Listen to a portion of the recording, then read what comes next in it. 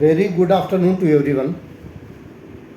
आज संडे है, जो विद्यार्थी जन है उनका छुट्टी है, चाहे वो नर हो चाहे नारी हो, लड़का हो लड़की हो। स्कूल कॉलेज सब बंद है, कार्यालय भी बंद है।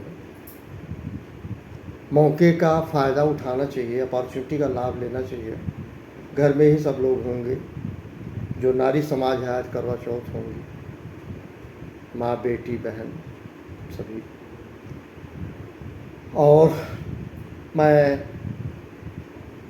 उन माता पिता को जिनके बच्चे स्कूल कॉलेज में पढ़ते हैं, उन विद्यार्थियों को जो स्कूल जाते हैं, उन अध्यापक प्रिंसिपल, टीचर कह लीजिए, अंग्रेजी में प्रिंसिपल कह लीजिए, प्रधानाध्यापक, प्राचार्य हिंदी में, और जितने भी विद्यालय हैं हमारे देश में, वो लोग सब कुछ जानते हैं हमारे देश के बारे में, व्यवस्थाओं के बारे में। और जब बच्चे सब स्कूल जाते हैं तो राष्ट्रीय गान होता है, अंग्रेजी में मॉर्निंग असेंबली कही गई है। सारे बच्चे जब इकट्ठा होते हैं तो प्रार्थना होती है, इतनी शक्ति हमें देना दाता, मन का विश्वास कमज़ोर हो ना। इसके अलावा कवि और रविन्द्रनाथ टैगोर जी का जनगण मन अधिनायक जय हे भारत भाग्य विधाता ये गाया जाता है। इस बीच में मैं सबसे हाथ जोड़ के प्रार्थना कर रहा हूँ, अनुरोध कर रहा हूँ कि मैं किसी व्यक्ति से बगैर प्रभावित हुए, मेरे मन में यह है कि भारत की धरती पे, भारत की भूमि पे बच्चों को, विद्यार्थियों को जरूर जानना चाहिए। जनगण मन सभी जान गए हैं, इतनी शक्ति हमें देना दाता वो भी सबको याद हो गया है। ये भी जान लें, स्कूल कॉलेज द्वारा उस मॉर्निंग असेंबली में बताया जाना चाहिए कि आज एक जस्ट इन्फॉर्मेशन के लिए, और वो बच्चे के जीवन में एक उमंग, तरंग, यवन पैदा कर देगा। बताना चाहिए, बच्चों को जानकारी होनी चाहिए। बहुत अफसोसजनक बात है, छुट्टी हो जाती है, बच्चों को नहीं पता क्यों हुई है। और दुर्भाग्य है, जब हम किसी चीज़ का कारण नहीं जानेंगे तो हम कुछ समझ नहीं पाएंगे। अगर सिलेंडर में गैस नहीं है, बिल्कुल नहीं है, और हम स्टोव जलाते रहें तो कभी भी गैस नहीं जलेगा, आपको पता होगा। अगर पानी नहीं आ रहा हो तो बाथरूम का टैप खोल के पानी नहीं आ जाएगा, अगर टंकी में नहीं है या सप्लाई नहीं आ रही है। अगर बिजली नहीं आ रही है और इन्वर्टर भी नहीं है तो कमरे में उजाला नहीं आएगा। इसी तरह से जीवन के वो उजाला की मैं बात कर रहा हूँ कि हर महीने की जो पहला दिन होता है, उस दिन हो सके तो उसी असेंबली में बच्चों को अवगत कराना चाहिए अध्यापक जन द्वारा, कि जैसे मैं एक उदाहरण के जरिए समझाने की कोशिश करता हूँ। हालांकि मैं इस लायक नहीं हूँ आप लोगों को समझा सकूँ, मुझसे ज़्यादा विद्वान आप लोग हैं। मैं केवल एक नोटिस अटैक कर रहा हूँ। जैसे मान लीजिए 1 जनवरी हुआ और बच्चे सब स्कूल आए, बच्चों को 3-4 दिन पहले से पता है happy new year, happy new year. They don't know the meaning of happy new year, कि नया साल का अर्थ क्या होता है, कुछ नहीं जानते। केक काटे, पेस्ट्री खाए, रात में बड़े बड़े लोग तो काटने जाते हैं। मुझे किसी से पे कोई तीखा टिप्पणी नहीं है, नया साल है कहते हैं हैप्पी न्यू ईयर, पर ये अंग्रेजी का है। मैंने बताया हिंदी में, हम हिंदू संस्कृत में, हिंदू मान्यता के अनुसार नया साल जिस दिन चैत की नवरात्रि पहला दिन होता है उस दिन से शुरू होता है। ये मैं पहले वीडियो में बता चुका हूँ, रिपीट नहीं करना चाहूँगा। लेकिन अगर आप इंग्लिश कैलेंडर पे भी जा रहे हैं तो बच्चों को ज़रूर अवगत करें। मान लीजिए 1 जनवरी को आप असेंबली ले रहे हैं तो बच्चों को बताइए कि बेटा आज तो नया साल है। ये तो खैर आप लोगों को पता ही है। आने वाले इसी महीने में बेटा 26 जनवरी है, उस दिन झंडारोहण होगा, गणतंत्र दिवस मनाया जाता है। बच्चों को कुछ नहीं पता, 26 जनवरी को एक झंडा लेके चले जाएंगे। उनसे पूछो क्या है, लड्डू बटा है, हुआ क्या था नहीं मालूम।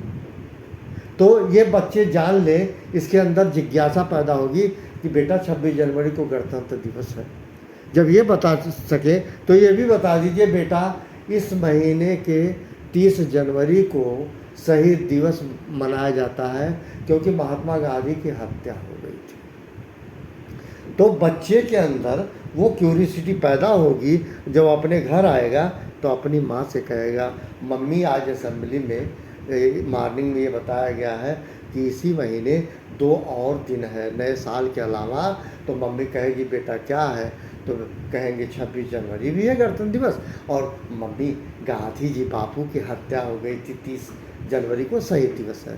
इस तरह से बच्चे की मम्मी अगर थोड़ी पढ़ी लिखी होगी तो मोटिवेट करेगी, अगर अनपढ़ भी होगी तो भी बहुत खुश होगी, गांधी जी को सभी जानते हैं। झंडा, अच्छा बेटा झंडा वाला इसी महीने, हाँ झंडा वाला इसी महीने है, ये सिखाने की बात है। और जीवन में जानते हैं अगर संस्कार नहीं है तो संसार में जीना व्यर्थ है। अगर आपको ज्ञान नहीं है तो आप किसी लायक नहीं, आप हर जगह प्रयास के पात्र बनेंगे। ये जनवरी हो गया। जब फरवरी आए तो आपको पहले से पता होगा फरवरी में सरस्वती की पूजा होती है, माँ सरस्वती की बंधन होता है, बसंत पंचमी भी कहते हैं, ये भी आप बताएंगे। और जनवरी की एक बात मैं भूल गया बताना कि 14 या 15 तारीख को मकर संक्रांति होती है, खिचड़ी होती है।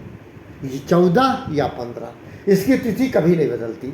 और उसमें क्या होता है प्यारे, सूर्य उत्तरायण की ओर जाता है। सूर्य जो है भगवान सूर्य उत्तरायण की ओर जाते हैं, उससे ये होता है अब धीरे धीरे सर्दी कम हो जाएगी। तो मैंने बताया जनवरी में 4, पहला हैप्पी न्यू ईयर नया साल हो गया, दूसरा हो गया 14 जनवरी को खिचड़ी हो गई, फिर उसके बाद 26 जनवरी को गणतंत्र दिवस हो गया, और 30 को बापू की हत्या हुई थी, शहीद दिवस है। ये जनवरी कंप्लीट हो गया। फरवरी में मैंने बताया बसंत पंचमी, उसका तिथि आ जाता है। जरूर पहले से बच्चों को अवगत करना चाहिए ताकि सरस्वती के प्रति उनका आकर्षण हो जाए। सरस्वती कमल में खिली है, बच्चे जान पाएँ। हाई फाई से नहीं होता शिक्षा, शिक्षा फटेहाल की जाती है। जिसके पास अभाव होगा वही पढ़ पाएगा, जिसके घर में मिट्टी तेल नहीं होगा, बिजली नहीं होगी, वही पढ़ पाएगा। अभाव में ही पढ़ा जाता, अभाव में कभी नहीं पढ़ा जाता। ज्ञान तभी आएगा जब आपको अभाव हो, पेन ना मिलता हो, कागज़ ना मिलता हो, वही व्यक्ति पढ़ सकता, सफल हो सकता है। एक बात है। उसके बाद आप मार्च आ जाएगा, बता दीजिए बेटा इसमें होली है, हो सकता है लास्ट तक चला जाए, ये आ गया।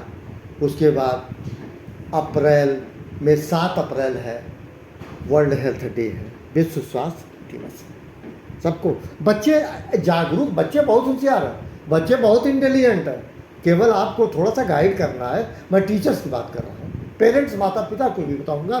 अगर भाई जब स्कूल कॉलेज में नहीं बताया जा रहा, बच्चों को अवगत कराएं।